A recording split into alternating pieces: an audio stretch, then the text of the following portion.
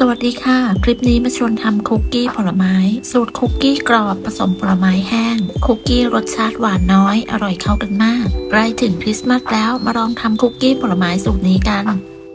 เริ่มจากการเตรียมผลไม้แห้งจะใช้แบบมิกซ์ฟรุตมีหลายอย่างเลยค่ะอย่างเช่นลูกเกดแครนเบอรี่สับปะรดกีวีสตรอเบอรี่มะเขือเทศใส่หลายๆอย่างเราจะได้สีสันที่สวยงามจากนำไปหั่นให้ชิ้นเล็กลงหั่นแค่พอหยาบไม่ต้องละเอียดจากนั้นใส่รวมกัน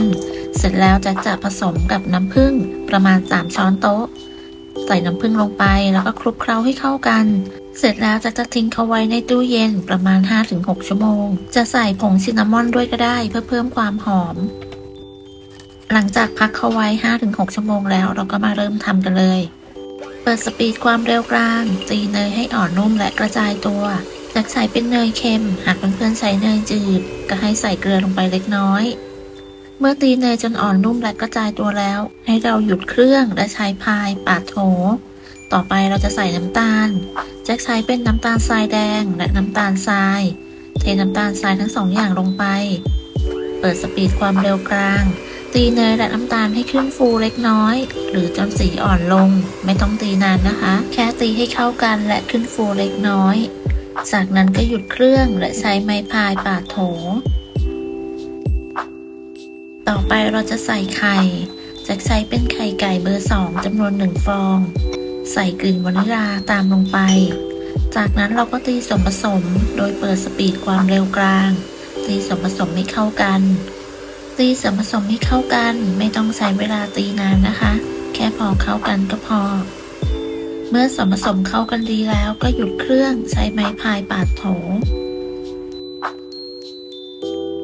ต่อไปเราจะใส่แป้งใช้เป็นแป้งอเนกประสงค์ผสมเบกกิ้งโซดาลงไปคนให้เข้ากัน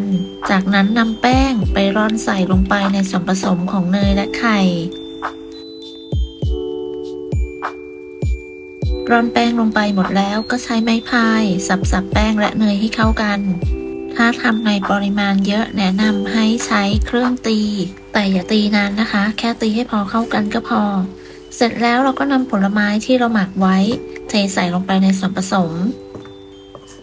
เทใส่ลงไปในส่วนผสมแล้วก็ใช้ไม้พายคนให้เข้ากันคนคลุกเคล้าให้เข้ากันจนทั่วจากนั้นจะนำเขาไปพักไว้ในตู้เย็นประมาณ2ชั่วโมงหรือใครจะพักนานกว่านี้ก็ได้ใช้ฟิล์มถนอมอาหารปิดไว้แล้วก็นำไปแช่ตู้เย็นได้เลยค่ะ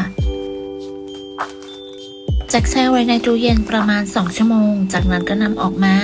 เสร็จแล้วเราก็จะนำไปอบกันค่ะจะตักออกเป็นขนาดก้อนละ35 กรัม